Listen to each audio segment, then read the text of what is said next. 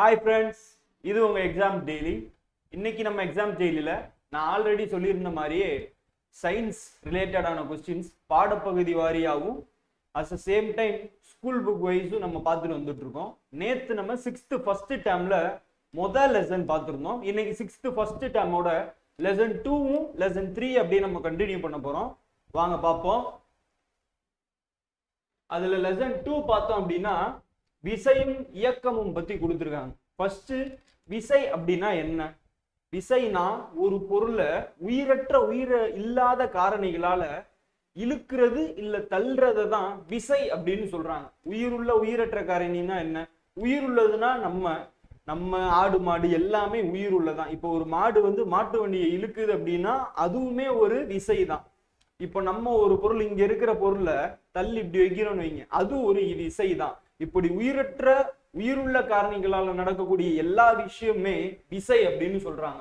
இந்த விசையை தான் உயிருள்ள உயிரற்ற காரணிகள் அடிப்படையிலும் நம்ம ஒரு விஷயத்தை தொடுறதுலையும் தொடாதது அடிப்படையிலையும் ரெண்டா பிரிக்கிறாங்க.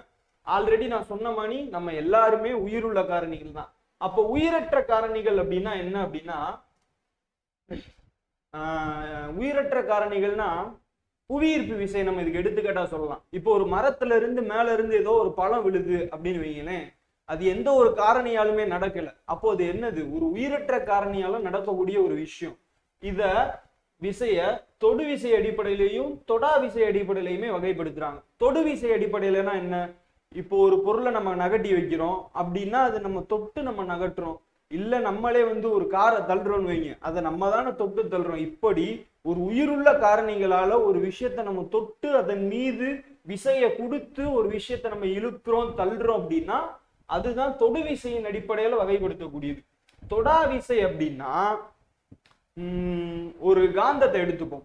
ஒரு காந்தத்தை வச்சு இரும்பு பொருள் ஏதோ ஒண்ணு ஈர்க்குதுன்னு வைங்க, அதை நம்ம ஏதாச்சும் பண்றோமா? தொட வைக்கிறோமா? கிடையாது. அதெல்லாம் தான் தொடா விசை அப்படின்னு சொல்றாங்க. இந்த விசையை பத்தி பார்த்தோம். நெக்ஸ்ட் இயக்கத்தை பத்தி பார்ப்போம். இயக்கத்தை அது இயங்கக்கூடிய பாதையின் அடிப்படையிலையும் காலத்தின் அடிப்படையிலையும் வேகத்தின் அடிப்படையிலையும் மூணா பிரிக்கிறாங்க. இயங்கக்கூடிய பாதையின் அடிப்படையில பார்த்தோம்னா அது நேர்கோட்டு இயக்கம். இந்த நேர்கோட்டு இயக்கம் அப்படின்னா என்ன? ஃபர்ஸ்ட் இயக்கம்னா என்ன? நம்ம நடக்கிறது போறது, இப்ப நான் அவங்கள்ட்ட பேசுறது, இது கூட ஒரு இயக்கம் தான். நம்ம செய்யக்கூடிய செயல்பாடுகள் எல்லாமே ஒரு இயக்கம் தான். அப்ப நேர்கோட்டு இயக்கம் அப்படின்னா என்ன? இப்ப மொட்டை மாடில இருந்து ஒரு வெயிட்டான பொருளை கீழே போடுறோன்னு வைங்க, அது நம்ம ஒரு ஸ்பிளிட் ஆஃப் செகண்ட்ஸ்க்குள்ள கீழே அப்படியே வரும். அது அப்படியே நேர்கோட்டு பாதையில வரும். அதுதான் நேர்கோட்டு இயக்கம். இப்போ ஒரு நேரா ஒரு பாதை இருக்கு, அந்த நேர் பாதையில நீங்க நடந்து போயிட்டே இருக்கீங்கன்னா அது என்ன இயக்கம்? அதுவுமே நேர்கோட்டு இயக்கம் தான். அப்ப வளைவு பாதை இயக்கம்னா என்ன? வளைவு பாதை இயக்கம்னா நேர்கோட்டுல தான் போகும். அந்த நேர்கோட்டுல போறது முன்னோக்கி போகும்போது ஒரு வளைவு ஏற்படும். அதுதான் வளைவு இயக்கம். இதற்கு எடுத்துக்காட்டா நம்ம என்ன சொல்லலாம் அப்படின்னா, முன்னோக்கி எரியப்படக்கூடிய பந்தை சொல்லலாம். நீங்க முன்னோக்கி பந்தை எரியும் போது அது போகும்போது நேராதான் போகும் முன்னோக்கி, அப்போ திடீர்னு வளையும் பந்து, அதுதான் வளைவு பாதை இயக்கம்னு சொல்றோம். அப்ப வட்டப்பாதை இயக்கம்னா என்ன? வட்டப்பாதை இயக்கம்ன்றது சூரியனை பூமி சுத்தி வர்றது ஒரு வட்டப்பாதை இயக்கம் தான். இன்னும் எக்ஸாம்பிளா சொல்லணும்னா, வட்டப்பாதையில இப்ப நம்ம சைக்கிளோ பைக்கோ ஓடணும்னா அதுவும் ஒரு வட்டப்பாதை இயக்கம் தான். அடுத்ததை பார்த்தோம்னா தற்சுழற்சி இயக்கம். தற்சுழற்சி இயக்கத்துக்கு எடுத்துக்காட்டா என்ன சொல்லலாம் அப்படின்னா, பம்பரத்துடைய இயக்கத்தை தற்சுழற்சி இயக்கத்திற்கு நம்ம எடுத்துக்காட்டா சொல்லலாம். அதாவது ஒரு மெய்ய புள்ளியை வச்சு அதே இடத்துல சுத்தும், அதுதான் தற்சுழற்சி இயக்கம் சொல்லலாம். பம்பரத்துடைய இயக்கம்.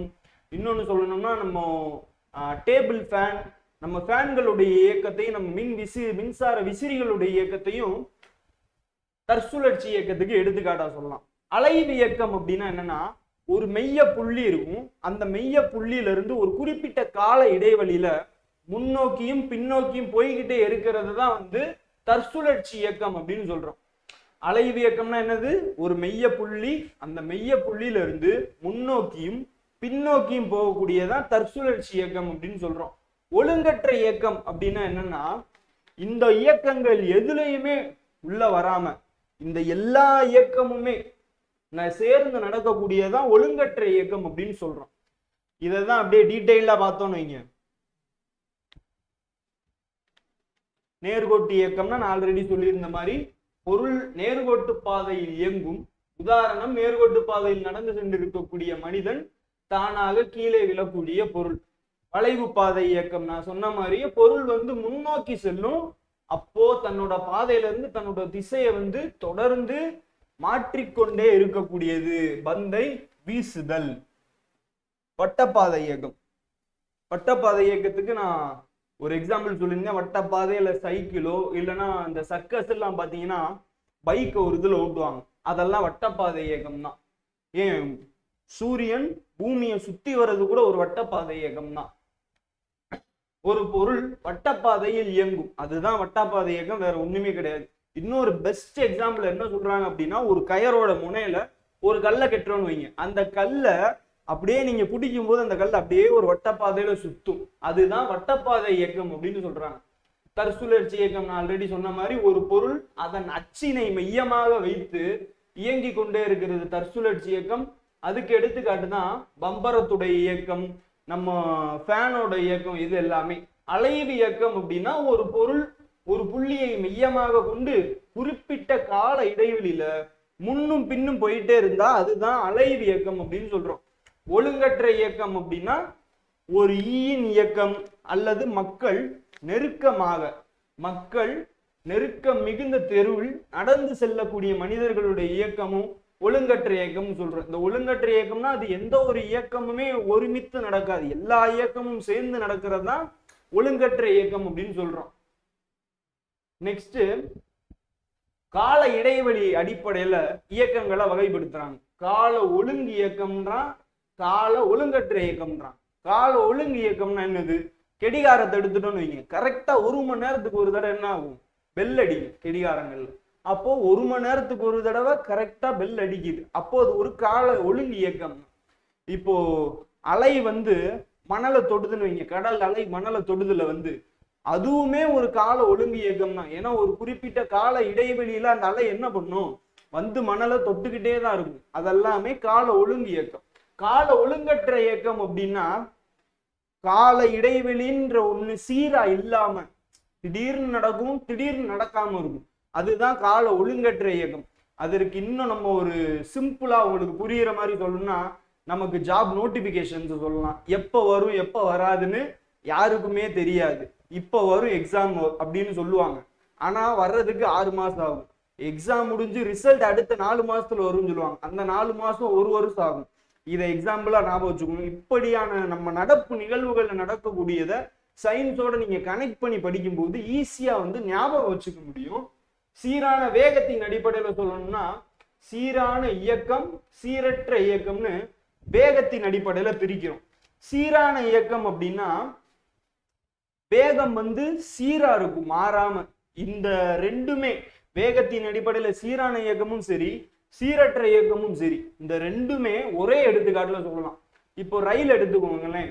ரயில் ஸ்டார்டிங் ஸ்டேஜில் அப்படியே ஸ்லோவா கிளம்பி என்ன பண்ணும்?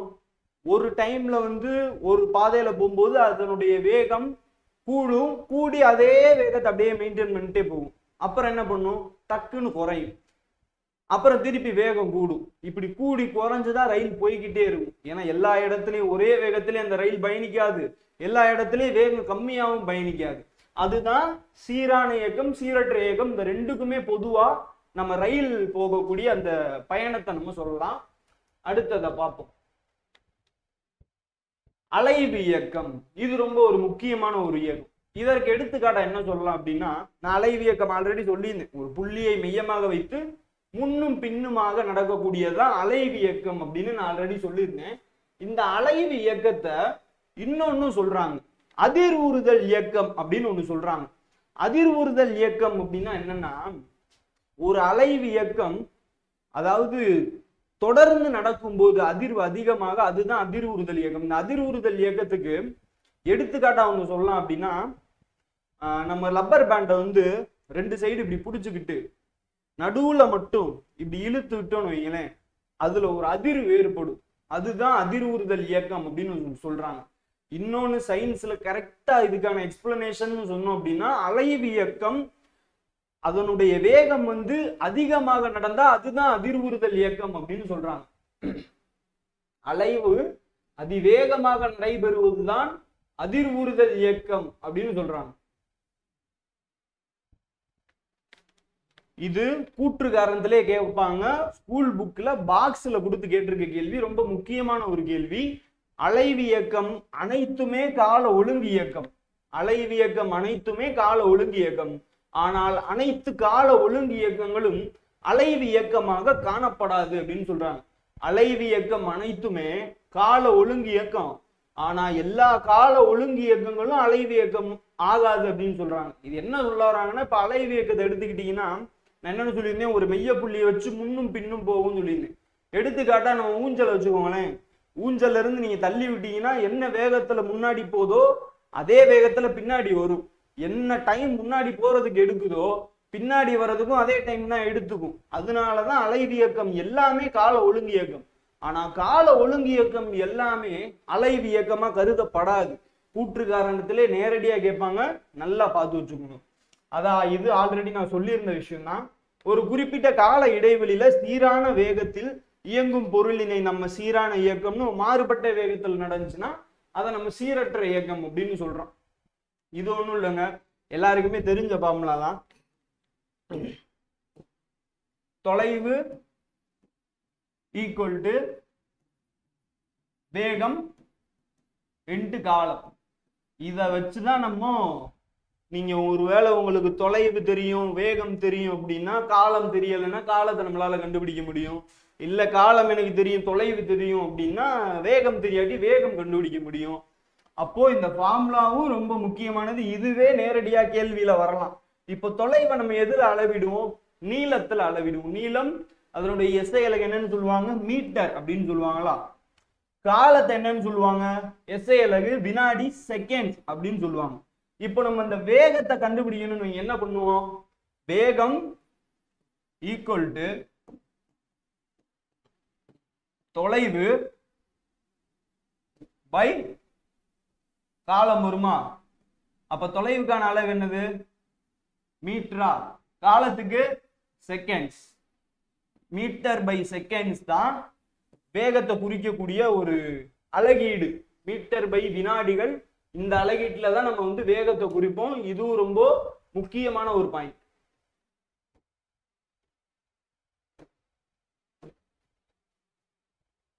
நெக்ஸ்ட் கூட்டு இயக்கம் அப்படின்னு சொல்றாங்க. இந்த கூட்டு இயக்கம்னா என்ன?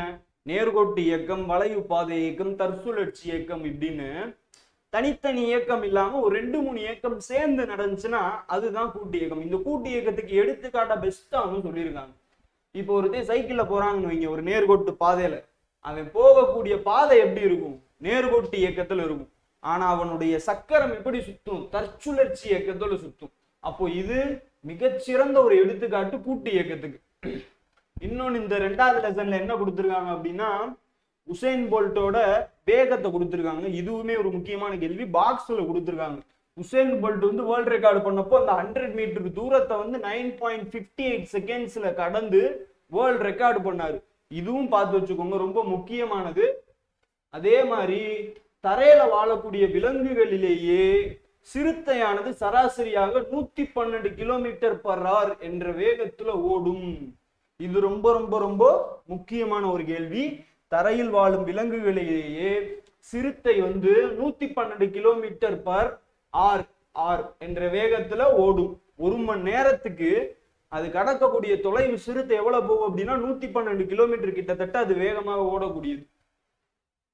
இது போக எக்ஸசைஸ் என்ன கொடுத்திருக்காங்கன்னா, ரோபாட்டை பத்தி இந்த 2வது லெசன்ல கொடுத்திருக்காங்க. ரோபாட் அப்படின்றது எல்லாமே நமக்கு தெரிஞ்சதா, ஒரு தானியங்கி இயந்திரம். அது வந்து இயந்திர வேலைகளையும் பணிகளையும் வந்து மனிதனை விட சிறப்பாகவும் துல்லியமாகவும் செய்யக்கூடிய ஒண்ணு. இதுல முக்கியமான ஒண்ணு என்ன அப்படின்னா, இந்த ரோபாட் அப்படின்றது செக்கோஸ்லோவியா வார்த்தை. ரோபாட் அப்படின்றது என்ன மொழி சொல் அப்படின்னா செக்கோஸ்லோவியா மொழி சொல். இந்த செக்கோஸ்லோவியா வார்த்தையில இருந்து ரொபாட்டா அப்படின்ற செக்கோஸ்லோவியா வார்த்தையில இருந்து தான் ரொபாட் அப்படின்ற இந்த வார்த்தை உருவாக்கப்பட்டிருக்கு. இதனுடைய பொருள் என்னன்னு சொல்றாங்க அப்படின்னா, உத்தரவுக்கு படிந்த ஊழியர் என்பதுதான் ரொபாட்டுடைய சொல்லுக்கான பொருள். இந்த ரோபாட் பற்றிய படிப்பு என்ன அப்படின்னா ரோபாட்டிக்ஸ் அப்படின்னு சொல்றாங்க. இந்த 4 கேள்வியுமே முக்கியம். ரோபாட் அப்படின்றது என்ன சொல் அப்படின்னா செக்கோஸ்லோவியா சொல். எதுல இருந்து பெறப்பட்டது? ரொபாட்டா. அதனுடைய பொருள் என்ன? உத்தரவுக்கு படிந்த ஊழியர். அதனுடைய பற்றிய படிப்பு என்ன அப்படின்னா ரொபாட்டிக்ஸ். ஓகே, வருங்காலத்துல எதிர்காலத்துல யூஸ் ஆக போற ஒண்ணுதான் இந்த நேனோ ரொபாட்டிக்ஸ் அப்படின்றது. இந்த நேனோ ரொபாட்டிக்ஸ் அப்படின்றது எதிர்காலத்துல எப்படியெல்லாம் பயணிக்க போகுது அப்படின்னா, நம்மளோட ரத்தத்துல இந்த நேனோ ரொபாட்டிக்ஸ் வந்து ஹெல்ப் பண்ண போகுது அப்படின்னு சொல்றாங்க.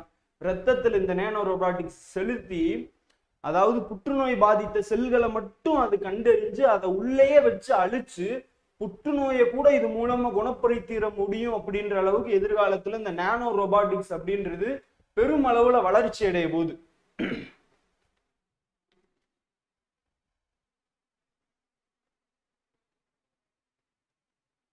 அவ்வளவுதாங்க. 2வது லெசன்ல இவ்வளவுதான் கொடுத்துருக்காங்க. 3வது லெசன் அப்படியே பார்ப்போம். 3வது லெசன் என்ன அப்படின்னா, நம்மை சுற்றி இருக்கக்கூடிய பருப்பொருட்கள். நம்மை சுற்றி இருக்கக்கூடிய பருப்பொருட்கள்னா என்னது? திடப்பொருள், திரவ பொருள், வாயு பொருள், இது எல்லாமே நம்ம சுற்றி இருக்கக்கூடிய பருப்பொருட்கள் தான். இந்த பருப்பொருட்கள் எல்லாமே எதனால ஆனது அப்படின்னா, நம்ம கண்ணுக்கே தெரியாத சின்ன சின்ன அணுக்களால் ஆனதுதான் இந்த பருப்பொருட்கள். சரி, நம்ம கண்ணுக்கே இந்த அணுக்கள் தெரியாது, அப்போ அது எப்படி இருக்கும்? அதனுடைய அமைப்பை நம்ம எப்படி கண்டுபிடிக்கிறது அப்படின்னா, அதுக்கான ஒரு பேரை தான் சொல்றாங்க, எலக்ட்ரான் நுட்ப உருப்பெருக்கி அப்படின்னு ஒன்னும், ஊடுபுலை நுட்ப எலக்ட்ரான் கருவி அப்படின்ற ஒன்னும் சொல்றாங்க. இதன் மூலமா தான் அணுக்களுடைய அமைப்பை நம்ம கண்டுபிடிக்க முடியும் அப்படின்னு சொல்றாங்க. இந்த திண்மம், திரவம், வாயு நம்ம சுத்தி இருக்கக்கூடிய பருப்பொருட்கள்னு சொல்றோம். இந்த பருப்பொருட்களுடைய அமைப்பு வந்து எப்படி இருக்கும் அப்படின்னா, திண்மத்தை எடுத்துக்கிட்டோம் அப்படின்னா பேசிக்காவே அதனுடைய மூலக்கூறுகள் எப்பவுமே ரொம்ப நெருக்கமாகவும் இடைவெளியே இல்லாம இப்படி இருக்கும். இதுவே திரவத்தை எடுத்துக்கிட்டோம் அப்படின்னா திண்மத்தை விட கொஞ்சம் இடைவெளி கம்மியா இருக்கும். இதுவே வாயுவை எடுத்துக்கிட்டோம் அப்படின்னா திரவத்தை காட்டிலும் ரொம்ப ரொம்ப அதிகமா இருக்கும், திண்மத்தை காட்டிலும் அது ரொம்ப அதிகம் அதனுடைய மூலக்கூறுகளுடைய இடைவெளி அப்படின்றது. அடுத்ததை பார்ப்போம். திண்மம், திரவம், வாயு எடுத்துக்கிட்டோம்னா அதுக்கு பேசிக்கா ஒரு சில எக்ஸாம்பிள்ஸ் அப்படின்னு பார்த்தோம்னா, திண்மம் எடுத்துக்கிட்டோம்னா இப்ப நீங்க ஒரு கல் எடுத்துக்கோங்க. கல்லை நம்மளால ஒரு குறிப்பிட்ட வடிவத்துக்கு கொண்டு வந்துட முடியும். இப்ப கீழே கிடக்கிற கல் அது ஒவ்வொன்றும் ஒவ்வொரு வடிவத்துல இருக்கும். அதை கூட நம்மளால ஒரு குறிப்பிட்ட வடிவத்துக்கோ கொண்டு வர முடியும். ஆனா ஒரு திரவத்துக்குன்னு ஒரு நிரந்தரமான ஒரு வடிவம் இருக்கா அப்படின்னா கிடையாது. நீ நீரை எடுத்துக்கிட்டனா அது எந்த பாத்திரத்துல வைக்கிறோமோ அதுதான் அதனுடைய வடிவம் அப்படின்றது. அததான் சொல்றாங்க, கொள்கலனை வச்சுதான் ஒரு திரவத்துடைய வடிவமே வந்து தீர்மானிக்கப்படுது அப்படின்னு சொல்றாங்க. வாயு எடுத்துக்கிட்டோம்னா அதுக்கு குறிப்பிட்ட வடிவம், பருமன் எதுவுமே கிடையாது. திண்ம நிலையை எடுத்துக்கிட்டோம் அப்படின்னா திண்ம அழுத்தத்திற்கு உட்படுமா? கல்ல உன்னால அழுத்த முடியுமா? ஏதாச்சும் பண்ண முடியுமா? ஒன்றும் பண்ண முடியாது. திரவத்தை எடுத்துக்கிட்டோம்னா அது சிறிதளவு அழுத்தத்திற்கு உட்படும் அப்படின்னு சொல்றாங்க. இதுவே வாயு நிலையை எடுத்துக்கிட்டோம்னா அதுல அழுத்தம் அப்படின்ற ஒரு விஷயம் ரொம்ப அதிகமாவே இருக்கு. திண்ம நிலையை எடுத்துக்கிட்டோம்னா அதுல இருக்கக்கூடிய துகள்களுடைய இடைவெளி ரொம்ப ரொம்ப கம்மி, அதுல துகள்கள் மூலக்கூறு ரொம்ப நெருக்கமாவே இருக்கும். திரவம் எடுத்துக்கிட்டோம்னா இடைவெளி கொஞ்சம் கம்மி. இதுவே வாயு எடுத்துக்கிட்டோம்னா ரொம்ப அதிகமா இருக்கும், துகள்களுக்கு இடையில இருக்கக்கூடிய இடைவெளி மிக அதிகம் அப்படின்னு இருக்காங்க. துகள்கள் ஒன்றே ஒன்று அதிக அளவில் இருக்கிறது. நான் ஆல்ரெடி சொல்லியிருந்தேன், இதுல துகள்கள் ஒவ்வொன்றுமே ஒண்ணுக்கு நெருக்கமா பின்னி பிணைஞ்சிருக்கும் திண்மத்துல அப்படின்னு. அப்போ அது ஒவ்வொன்றுமே எப்படி இருக்கும்? அதிக அளவுல ஈர்த்து இருக்கும். இதை எடுத்துக்கிட்டோம். திரவத்தை எடுத்துக்கிட்டோம்னா துகள்கள் இடையே இருக்கக்கூடிய ஈர்ப்பு விசை திண்ம பொருளை காட்டிலும் இதுல கம்மி. வாயுலனா துகள்களுடைய ஈர்ப்பு விசை அப்படின்றது இந்த திண்மம், திரவத்தை காட்டிலும் வாயுல ரொம்ப ரொம்ப கம்மியா இருக்கும். திண்மத்துடைய துகள்கள் ரொம்ப நெருக்கமாகவும் ஈர்ப்பு விசை வந்து அதிகமாகவும் இருக்கனால துகள்கள் எளிதில் நகராது. ஆனா திரவத்தை எடுத்துக்கிட்டோம் அப்படின்னா திரவத்தின் துகள்கள் வந்து எளிதில் நகர்ந்துகிட்டே இருக்கும். வாயு எடுத்துக்கிட்டோம் அப்படின்னா அது தொடர்ந்து அங்கிட்டு இங்கிட்டு போயிட்டே இருக்கும். ஏன்னா ஆல்ரெடி ஒரு வாயுவை பொறுத்த அளவு அதனுடைய துகள்களும் மூலக்கூறுகளும் வந்து இடைவெளி ரொம்ப அதிகமாக தான் இருக்கும். அப்படின்னும் போது அந்த துகள்கள் அங்கே இங்கேயும் என்ன ஆகும்? நகர்ந்துகிட்டே தான் இருக்கும். நெக்ஸ்ட் என்ன கொடுத்துருக்காங்க அப்படின்னா, நம்ம எல்லாத்துக்குமே பருப்பொருட்கள்னாலே பேசிக்கா தெரிஞ்சது திண்மம், திரவம், வாயு. ஆனா புக்ல இன்னும் முக்கியமான 2 நிலைகள் கொடுத்துருக்காங்க. பிளாஸ்மா நிலை அப்படின்னு ஒண்ணு சொல்றாங்க, இன்னொன்னு போசைன்ஸின் சுருக்கம் அப்படின்னு ஒண்ணு சொல்றாங்க. இந்த பிளாஸ்மா நிலை அப்படின்னா என்னன்னா, இந்த பிளாஸ்மா நிலை பூமியில இருக்கக்கூடிய பருப்பொருளுடைய பொதுவான நிலையே கிடையாது அப்படின்ட்டாங்க. ஃபர்ஸ்ட் பாயிண்ட்லயே முடிஞ்சு வச்சு, பிளாஸ்மா வந்து பூமியில கிடையாது. அப்ப எங்கதான் இருக்கு அப்படின்னா அண்டத்தில் கூடுதலாக காணப்படக்கூடிய ஒரு நிலை தான் வந்து இந்த பிளாஸ்மா நிலை அப்படின்றாங்க. பிளாஸ்மா நிலை பூமியிலே கிடையாது, அது அண்டத்துலதான் இருக்கு. எடுத்துக்காட்டாக சூரியனும் நட்சத்திர மண்டலமும் சேர்ந்த ஒரு கலப்பு தான் இந்த பிளாஸ்மா நிலை அப்படின்னாங்க. அப்ப பிளாஸ்மா நிலைனா என்னன்னா அது பூமியில கிடையவே கிடையாது, அண்டத்துலதான் இருக்கு. அது சூரியனும் நட்சத்திர மண்டலமும் ஒரு கலந்த ஒரு கலப்பு அப்படின்னு சொல்றாங்க. போசைன்ஸின் சுருக்கம் அப்படின்னா என்ன? போசைன்ஸின் சுருக்கம் அப்படின்னா இது ஒரு மிக குறைவான தட்ப வெப்பநிலையில் காணப்படக்கூடிய வாயு நிலை போன்ற ஒரு பருப்பொருட்களுடைய நிலை தான் இந்த போசைன்ஸின் சுருக்கம் அப்படின்றது.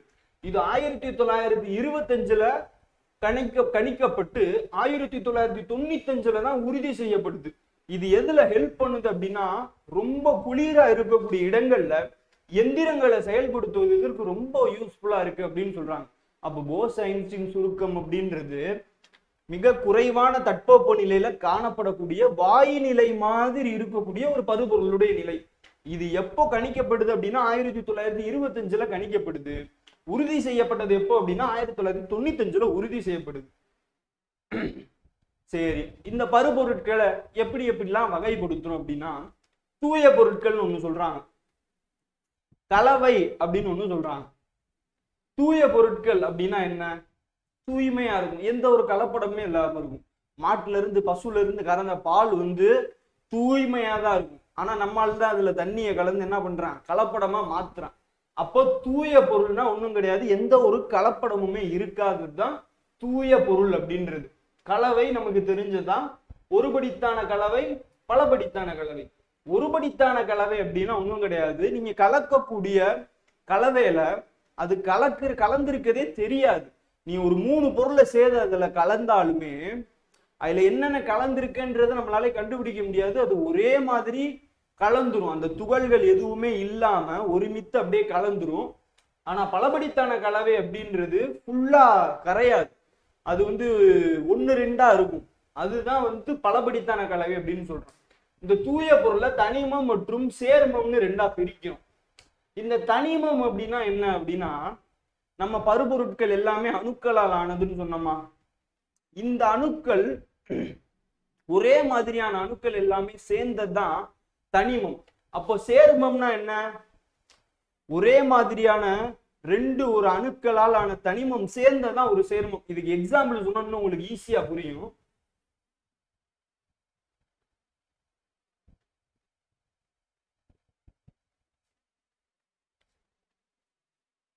இப்போ H2O எடுத்துப்போமே, இதுதான் நீர் மூலக்கூறுக்கான வாய்ப்பாடு. இந்த H2 அப்படின்றது என்ன? ஹைட்ரஜன். ஓகேவா? ஹைட்ரஜன், இது ஆக்சிஜன். அதாவது ஹைட்ரஜன் வந்து ஒண்ணுதான் வரும், ஆக்சிஜன் தான் வந்து O2ன்னு சொல்லுவாங்க. ஸோ நீர் மூலக்கூறுக்கான வாய்ப்பாடு H2O அப்படின்னு நம்ம சொல்லுவோம். இதுல ஹைட்ரஜன்ன்றது ஒரு தனிமம், ஆக்சிஜன்ன்றது ஒரு தனிமம். இந்த 2 தனிமமும் சேர்ந்ததான் என்னது? சேர்மம். ஓகேவா? இது ஒரு தனிமம், இது ஒரு தனிமம், இந்த 2 தனிமமும் சேர்ந்ததான் சேர்மம். இந்த தனிமம் அப்படின்றது என்ன அப்படின்னா ஒரே மாதிரியான அணுக்களால் ஆனது. இவ்வளவுதான், சிம்பிள்.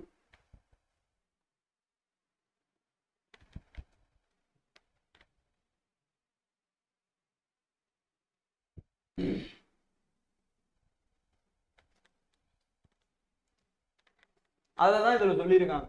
ஒரே தூய பொருள் அப்படின்றது ஒரே தன்மையிலான துகள்களை கொண்டது, துகள்களால் ஆனது. தூய பொருள் அப்படின்றது ஒரு தனிமமாகவும் இருக்கலாம், சேர்மமாகவும் இருக்கலாம் அப்படின்றாங்க. ஒரு தனிமம் அப்படின்னா என்ன அப்படின்னா ஆல்ரெடி சொன்ன மாதிரியே சின்ன சின்ன துகள்களால் ஆன அணுக்களால் ஆனதுதான் தனிமம் அப்படின்றது. ஒரு மூலக்கூறு அப்படின்னா 2 அல்லது அதற்கு மேற்பட்ட அணுக்களின் சேர்க்கை அல்லது தனிமங்களுடைய சேர்க்கை தான் ஒரு மூலக்கூறு அப்படின்னு நம்ம சொல்லலாம். ஒரு சேர்மம் அப்படின்றது 2 அல்லது அதற்கு மேற்பட்ட தனிமங்கள் இணையக்கூடிய ஒரு வேதியியல் சேர்க்கை அப்படின்னு சொல்றாங்க. இந்த கலவைக்கும் ஒரு தூய பொருளுக்குமான வித்தியாசம் அப்படின்னா, அதாவது தனிமம் சேர்மத்துக்கான வித்தியாசம் அப்படின்னா, கலவை அப்படின்னா கலக்கக்கூடிய பொருட்கள் வந்து ஒரு குறிப்பிட்ட விகிதம்ன்றது எதுவுமே கிடையாது. நீ 2-3 பொருளை கலக்கலாம், என்ன விகிதத்தினாலும் கலந்தேன்னா அதுதான் கலவை. அதான் சொல்றான், ஒரு கலவை அப்படின்றது ஒன்றுக்கு மேற்பட்ட ஒரே தன்மையான துகள்களை கொண்ட தூய்மையற்ற ஒரு பொருள் தான் வந்து கலவை. கலவையுடைய பகுதி பொருள் எந்த ஒரு விகிதத்திலுமே கலக்கப்பட்டிருக்கும், அதுக்கு ஒரு குறிப்பிட்ட விகிதமே கிடையாது. ஆனா இங்க தனிமமும் சேர்மமும் சேரும்போது 2-3 தனிமம் சேர்ந்துதான் ஒரு சேர்மம் உருவாகும். இப்படி 2க்கு மேற்பட்ட சேர்மங்கள் சேர்றதுதான் வந்து மூலக்கூறு அப்படின்னு நம்ம சொல்றோம்.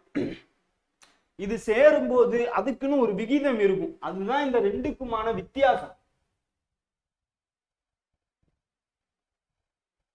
நெக்ஸ்ட் நம்ம பருப்பொருள்னு சொல்றோம். இந்த பருப்பொருளை பிரிச்சு எடுக்கிறோம். கலவையா இருக்கு அந்த பருப்பொருட்கள் தான் நம்ம திண்மம், திரவம், வாயுன்னு சொல்றோம். இந்த திண்மம்னா திண்மம் மட்டுமா இருக்கு, திரவம் தனியா இருக்கு, வாயு தனியா இருக்கா? இல்ல, இது எல்லாமே ஒவ்வொன்னோட சேருது, கலவையாகுது. அந்த கலவையை நம்ம பிரிச்சு எடுக்கிறோம். அதை எதுக்கு பிரிச்சு எடுக்கிறோம் அப்படின்னா, ஒரு 3 விஷயத்துக்காக ஒரு பொருளை நம்ம பிரிக்கிறோம். நல்ல பொருள்ல இருந்து கெட்ட பொருள், தேவையில்லாத பொருளை பிரிப்போம். எப்படி இப்போ அரிசியை புடப்பாங்கன்னு வைங்களேன், அதுல கல்லு, மண்ணு, தூசி எல்லாம் இருக்கும். அப்ப அரிசி தான் தேவை நமக்கு, கல்லோ மண்ணோ தேவையில்லை. தேவையானதை வச்சுக்கிறதுக்கும் தேவையில்லாத எடுத்துக்கிறதுக்கும் ஒண்ணு பிரிச்செடுப்போம். இன்னொன்னு எதுக்காக நம்ம பிரிச்செடுப்போம் அப்படின்னா, எக்ஸாம்பிளா பெட்ரோலியம் வச்சுக்கோங்களேன். இந்த பெட்ரோலியம் அப்படின்றது 2ஆ பிரிச்சுக்குவீங்க. பெட்ரோ அப்படின்னா பாறையம், ஒலியம்னா என்ன அப்படின்னா எண்ணெய். இது ஒரு லத்தீன் மொழி சொல் தான். பெட்ரோலியம் அப்படின்றது ஒரு லத்தீன் மொழி சொல். அப்போ பெட்ரோல், நம்ம யூஸ் பண்ணக்கூடிய பெட்ரோல் ஒரு பாறையில இருந்து பிரிச்சு எடுக்கிறோம். அப்போ ஒரு பொருட்கள்ல இருந்து, ஒரு பொருள்ல இருந்து நமக்கு தேவையான பொருளை எடுக்கிறது தான் இன்னொரு வகையில பிரிச்சு இருக்கக்கூடியது. அந்த பெட்ரோல்ன்ற பாறை இருந்தாதான் அதுல இருந்து நம்ம பெட்ரோலியத்தை எடுக்க முடியும், பெட்ரோலை எடுக்க முடியும். அப்போ பாறையில இருந்து பிரிச்சு இருக்கக்கூடியது அப்படின்னா ஒரு பொருள்ல இருந்து இன்னொரு பொருளை பிரிச்சு எடுக்கிறோம், இதுக்காக பிரிச்சு இருப்போம். இன்னொன்னு என்ன சொல்றாங்க, ஒரு பொருளை மொத்தமா மாத்தி பிரிச்சு எடுக்கிறோம் அப்படின்னு சொல்றாங்க. எடுத்துக்காட்டா தங்க சுரங்கத்துல இருந்து தங்கம் எடுக்கிறத நான் வச்சுக்கலாம். தங்கம் எப்படி ஃபர்ஸ்ட் உருவாகுது, நிலக்கரி பல நூற்றாண்டு அது படிய வைக்கப்பட்டு அது உருமாறிதான் நிலக்கரி தங்கமா மாறுது. அப்போ ஒரு விஷயம்தான் இங்க முற்றிலும் மாறி தங்கமா நமக்கு கிடைக்குது. அப்போ அது ஒரு விஷயம் பல வருஷமா அது மாறி அதுல இருந்து தான் நம்ம பிரிச்சு எடுக்கிறோம். இப்படி 3 விஷயத்துக்காக ஒரு பொருளை பிரிச்சு எடுக்கிறோம். அப்படி பிரிச்சு எடுக்கும்போது ஒவ்வொரு இதை சொல்றாங்க. ஃபர்ஸ்ட் வடிகட்டுதல், இதெல்லாம் ஈஸியா ஞாபகம் வச்சுக்கணும். டெய்லி லைஃப்ல ரொட்டீனா நடக்கிறதோட அது ஞாபகம் வச்சீங்கன்னா ஈஸி. இப்போ வடிகட்டுதல், நான் டீ வடிகட்டுறதை ஞாபகம் வச்சுக்கலாமா? டீ வடிகட்டுறதுல என்ன இருக்கும், ஒரு திண்மம் இருக்கும், திரவம் இருக்கும். திண்மம்னா என்ன, அதுதான் காப்பி தூள். அந்த காப்பி தூளை நம்ம வடிகட்டிடுவோம். டீ என்ன வந்துடும், கீழே கிளாஸ்லயோ ஒரு பாத்திரத்திலயோ வந்துடும். அது வடிகட்டுதல். தெளிய வைத்து இருத்தல் அப்படின்னா, ஒரு பாத்திரத்தை வச்சுக்கோங்க, அந்த பாத்திரத்துல தண்ணியும் மணலையும் வச்சுப்போமே. தண்ணியும் மணலையும் நீங்க கலந்தீங்கன்னா அந்த தண்ணியோட மணல் கலந்து ஒரு மாதிரி தூசு படிஞ்சு இருக்கும். ஆனா அந்த பாத்திரத்துல தண்ணி மணலும் இருக்கிறத ஒரு குறிப்பிட்ட காலத்துல நீங்க அப்படியே வச்சிருங்க, எதுவுமே பண்ணக்கூடாது, தொடவே கூடாது. அப்போ கொஞ்ச நேரம் கழிச்சு பார்க்கும்போது அது அசுத்தமான மணல் என்ன ஆகும், கீழே போயிடும். நீர் மட்டும் என்ன இருக்கும், தேங்கி மேல இருக்கும். அதுதான் தெளிய வைத்து இருத்தல் அப்படின்னு சொல்றோம். படிய வைத்தல்னா, நம்ம வீட்டுல எல்லாம் சோறு பொங்குறதுக்கு முன்னாடி அரிசி கழுவுவாங்க, பார்த்துருக்கீங்களா? அந்த அரிசி கழுவும் போது என்ன பண்ணுவாங்க, அரிசி கொஞ்ச நேரம் ஊற வைப்பாங்க. அந்த ஊற வைக்கும் போது அரிசியில இருக்கக்கூடிய அழுக்கு, தூசு, சின்ன சின்ன கல்லு இதெல்லாம் தண்ணிக்கு மேல வந்துடும். அதை வடிகட்டிட்டு தான் அதெல்லாம் கழனி பிணைகிறது அப்படின்னு சொல்லுவாங்க. அதை தான் வடிய வைத்தல் அப்படின்றது. அப்போ நமக்கு தேவையான அரிசி கீழே வந்துடும், மேல தண்ணியில தேவையில்லாத தூசுலாம் மேல வந்துடும். அடுத்தது கடையுதல். கடையுதல்னா என்ன சொல்றாங்க அப்படின்னா, திரவத்துல இருந்து நமக்கு தேவையான திண்மத்தை பிரிச்சு எடுக்கிறது அப்படின்னு சொல்றாங்க. கடைதல்னாலே நமக்கு டக்குன்னு எங்க மைண்டு போகும் அப்படின்னா மோர் கடைகிறது தான் ஞாபகம் வரும்.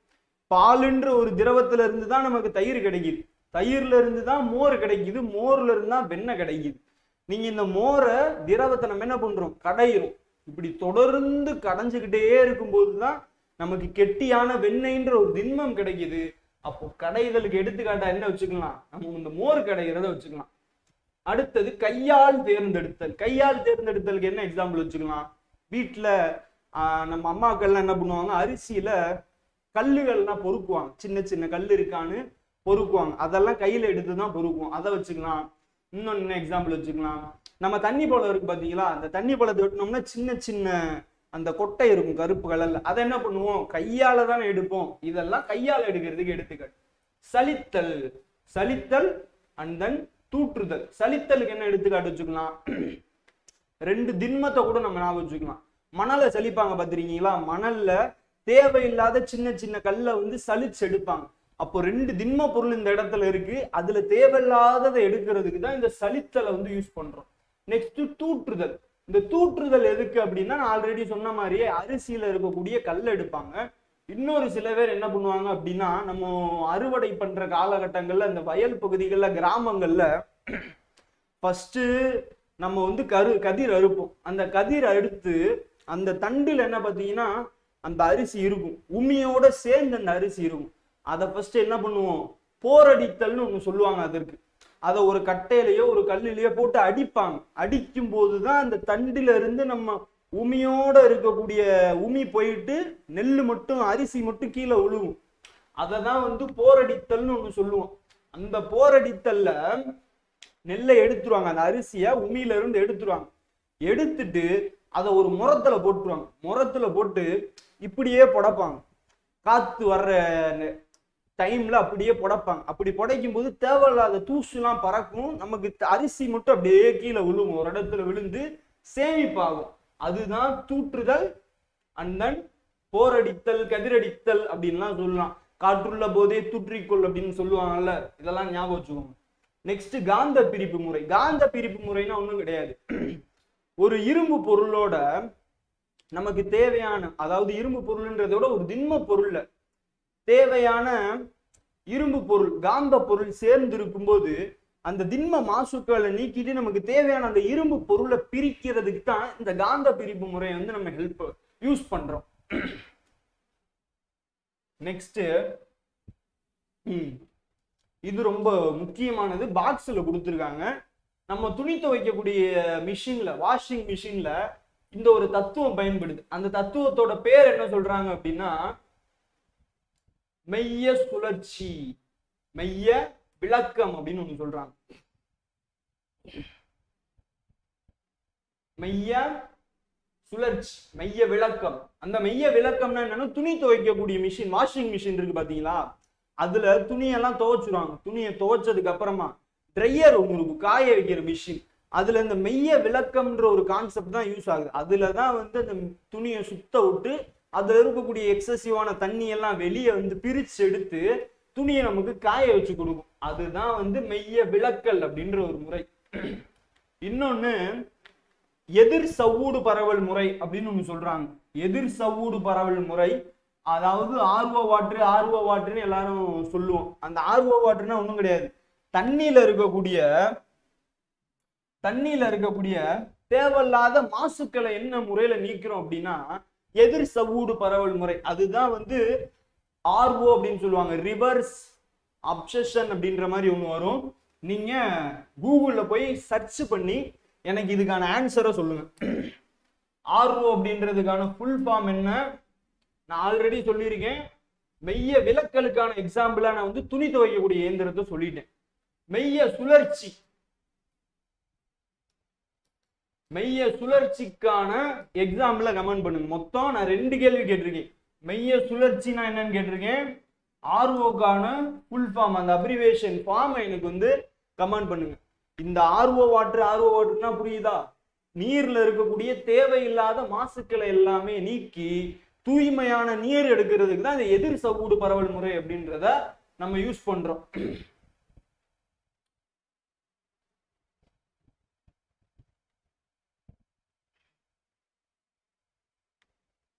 ஓகே, அவ்வளவுதாங்க. 6th டேர்ம்ல first term 6th standard first டேர்ம்ல முதல் லெசன் நம்ம முடிச்சிட்டோம். 2, 3 இன்னைக்கான வீடியோல நம்ம பார்த்துருக்கோம். இந்த 2, 3 என்னால முடிஞ்ச அளவு கிளியரா உங்களுக்கு ஷார்ட் அண்ட் ஸ்வீட்டா எடுத்துட்டு வந்திருக்கேன். இன்னைக்கான கேள்வி ஆல்ரெடி நான் உங்களுக்கு 2 கொஸ்டின் கொடுத்துருந்தேன். இது 3வது கொஸ்டின், புக் பேக் கொஸ்டின் தான். 6th ஸ்டாண்டர்ட் 2வது லெசன் 3வது லெசன்ல புக் பேக் கொஸ்டின்.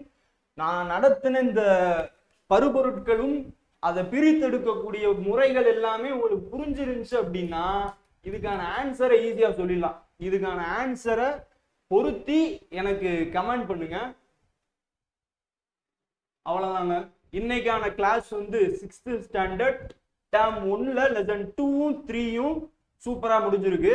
இனி வர்ற வீடியோக்களை நம்ம தொடர்ந்து பாட புத்தக வாரியா சயின்ஸ் கேள்வியை பார்த்துக்கிட்டே இருக்க போறோம். 6th 7th அப்படின்னு கண்டினியூவா வாட்ச் பண்ணிட்டே இருங்க. பிளஸோ மைனஸோ எதுனாலும் கமெண்ட்ல சொல்லுங்க. நம்ம இதை முடிஞ்ச அளவுக்கு ஒரு growthஃபுல்லா வளர்ச்சிகரமா உங்களுக்கு பயனுள்ள வகையில கொண்டு போவோம். தொடர்ந்து எக்ஸாம்ஸ் டெய்லியை ஃபாலோ பண்ணுங்க. Thank you so much.